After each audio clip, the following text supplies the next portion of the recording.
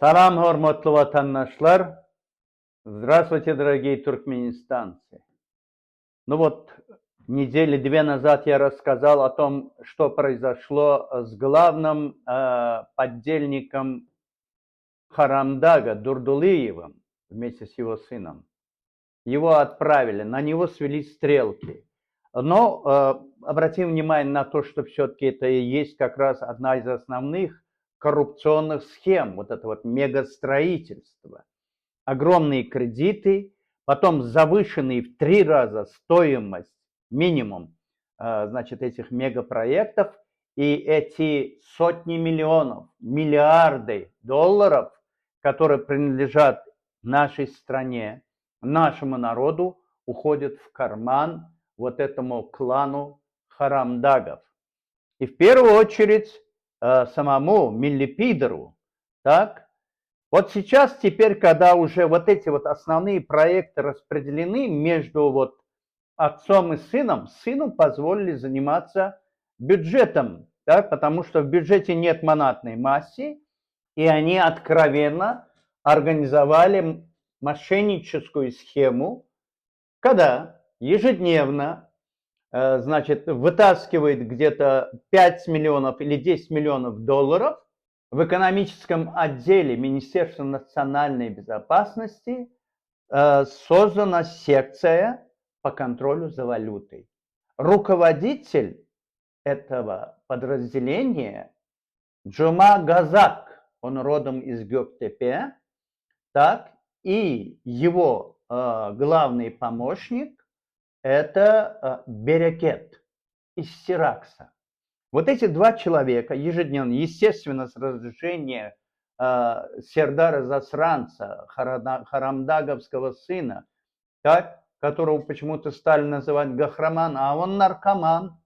Вот этот вот наркоман Сердар Засранец разрешает вот этому, значит, Джума Казаку и Берекету из Сиракса ежедневно переводить из казны государства 5 миллионов долларов и отдавать в руки валютчиков, которые работают в районе Бедоу. Это в районе ипподрома, старого ипподрома Шабари. Вот там вот есть валютчики. Приносят им, значит, валюту и закладывает изначально стоимость доллара, которая по официальному курсу 3 маната 51 тенге, они передают валютчикам и сразу закладывают туда стоимость 19 манат 48 тенге. 2 тенге добавляется от Министерства национальной безопасности, становится 19,50, и по 1 тенге, может быть 2, прибавляют валютчики. В результате ежедневно Министерство национальной безопасности после продажи этой валюты они получают выручку в размере от 100 тысяч долларов, если было реализовано 5 миллионов долларов, до 200 тысяч долларов ежедневно. Эти деньги остаются в Министерстве национальной безопасности между руководством и вот этим самым отделом для того, чтобы заинтересовать материально этих сотрудников. Естественно, возникает вопрос, как и так эти люди, в конце концов, могут быть стрелочниками. Но здесь построено все несколько по-другому, потому что покровителем вот этого Джума Газак является очень известное лицо.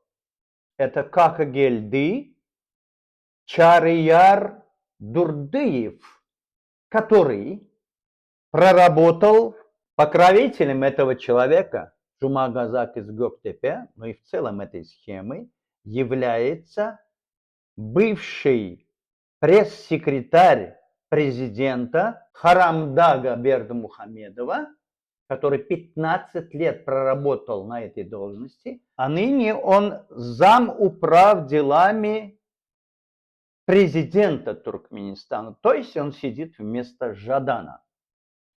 И таким образом, начиная с самого потолка, от сына Харамдага, Сердара Засранца, и через вот этого самого покровителя, Какагельды Чарьяр Дурдыева до Джума, значит, казака и берекета из Сиракса вниз до рядовых уличных продавцов валюты построена схема, в которой участвует лично президент Туркменистана. Это мошенническая схема выручки, в конце концов, заканчивается чем?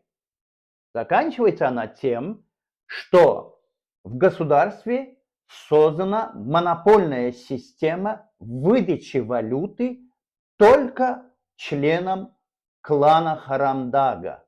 Это шаммы, хаджи, это ихние женщины, которые сейчас понастроили себе аптек.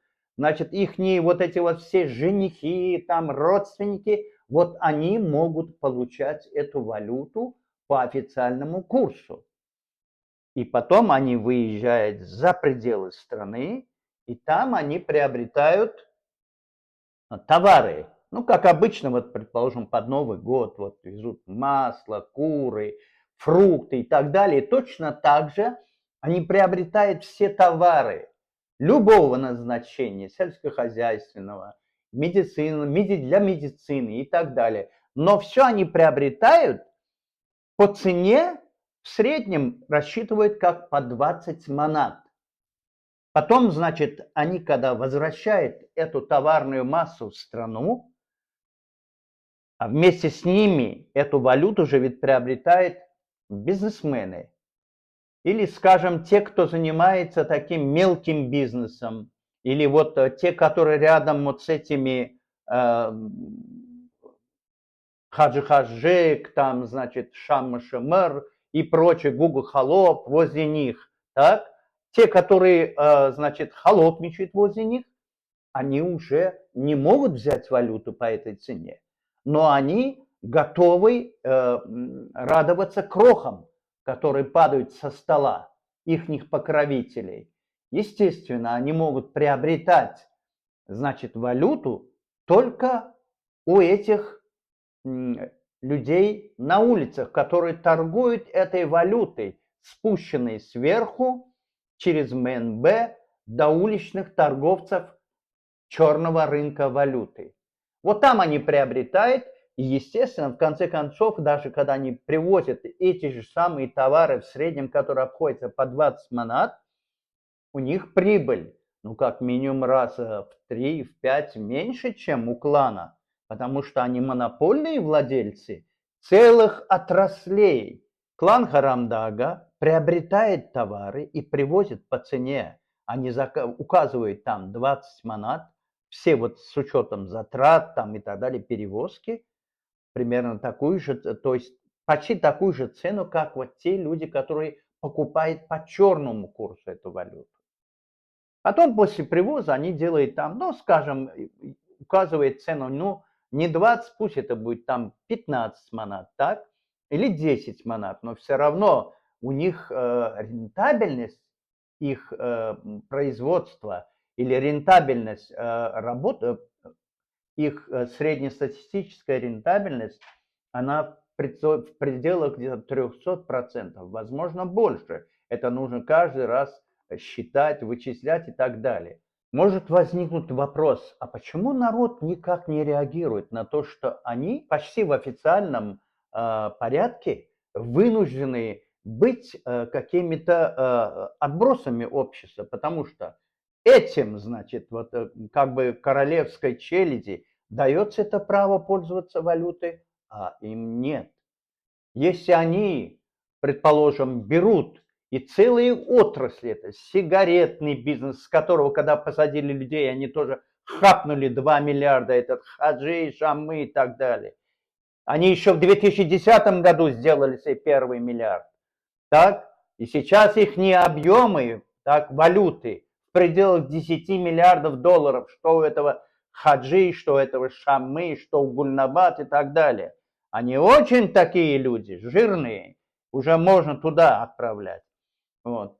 Теперь вот эти вот люди, Просто возникает вопрос к народу, почему он не реагирует? Все было, оказывается, продумано заранее. Когда Харамдак пришел к власти, он еще 1 января 2009 года провел деноминацию и ликвидировал рынок, черный рынок валюты. Бюджетники были, конечно, рады, потому что у них почти там по 400-500 долларов зарплата. Но, как говорится, недолго фраер танцевал, недолго музыка играла. А в 2016 году он снова запускает рынок черной валюты, и, естественно, теперь у этих бюджетников зарплата числится, якобы они получают там, скажем, 500 долларов и так далее, может, вот так вот. Но когда уменьшаешь, соответственно, с этими затратами на курсы валюты, то получается, что они максимум, средняя зарплата получается 70 долларов у бюджетника, а наивысшая зарплата это у учителей и военных, но она в пределах 150 долларов. Итак, народ расслоен, народ не поддержал друг друга, не сказал, что вот пострадали люди, у которых была валюта. Фактически это был грабеж, который устроил Харамдак, когда он, значит, сделал деноминацию. Но теперь другая часть населения, привыкшая к этим перепрыжкам, она смотрит, как страдают бюджетники.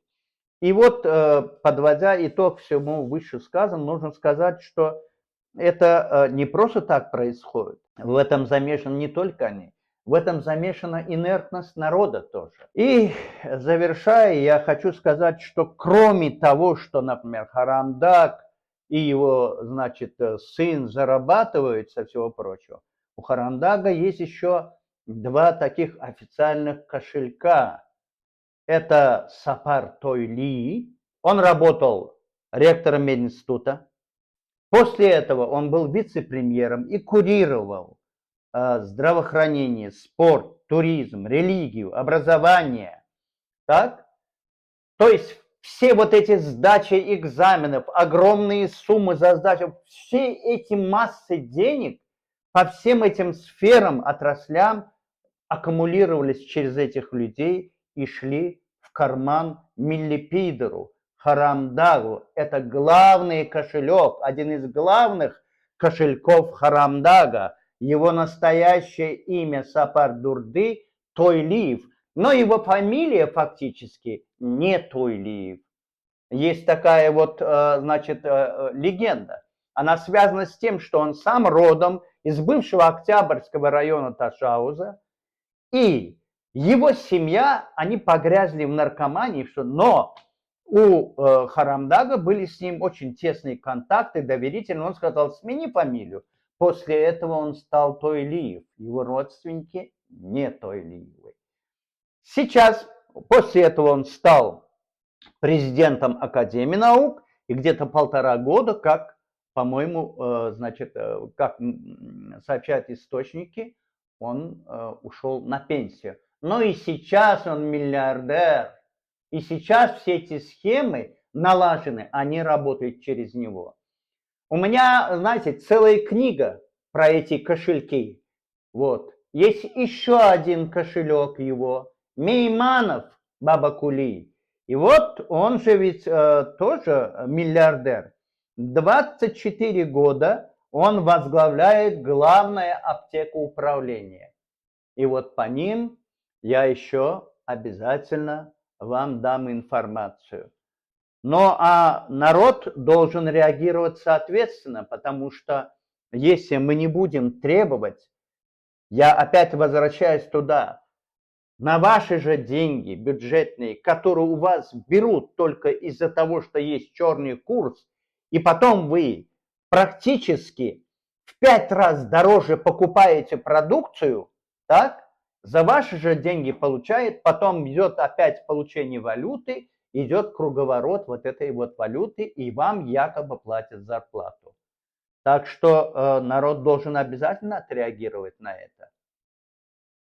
И ты, Харамдаг, знай, что это же ведь такой процесс, он может быть идти, он может идти немалое время, но закончится обязательно плохо. Потому что ты обдираешь народ до ниточки. Ты запустил туда весь свой поганый тухум, и ты просто вместе с ними деребанишь вот это вот все, что есть у народа. Они работают, и снова вы у них отнимаете. Их ниже деньги конвертируете, опять им платите копейки, потом покупаете товары и опять им продаете в 5 раз дороже. Народ долго терпеть не будет. Народ поймет это, и народ будет бороться. Несмотря на то, что вы его пытались разделить. Теперь они все поймут. То есть теперь это не... Фактически мы идем к тому, что народ обязательно встанет и потребует. Потому что народ имеет право. Halkın hakkı var. Adam yolu adat yolu atlananı